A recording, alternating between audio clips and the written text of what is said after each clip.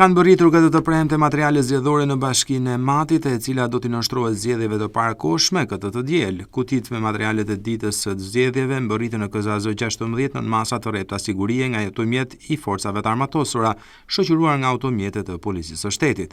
Materialet do të administrohen nga komisionerët e Komisionit Zonal të Administrimit Zgjedhor 16 dhe gjatë ditës së shtunë do të shpërndahen në 47 qendra të votimit që ka Bashkia e Matit. Bashkia e Matit vjen në këto zgjedhje të pjesshme pasi ish Bashkiaku Agron Malaj u zgjodh deputeti i Kuvendit të Shqipërisë në zgjedhjet parlamentare të 11 majit. Në garën e së dielës për krejën e ri të Bashkisë Mat janë 3 kandidatë: ekonomisti Altin Bojni nga Partia Socialiste, avokati Eduard Brailika i pavarur që mbështetet nga opozita dhe avokatja Suzana Pasha i pavarur, ish kryetare e Forumit të Gruas Socialiste në Mat. Në zgjedhjet e fundit parlamentare në Bashkinë Mat ishin 26.700 qytetarë me të drejtë vote, ndërsa morën pjesë në votim rreth 13.000 qytetarë. Ndërsa në zgjedhjet e fundit lokale të vitit 2023 në Bashkinë e Matit kishin të drejtë vote rreth 29.292 qytetarë dhe kanë votuar rreth 13.000.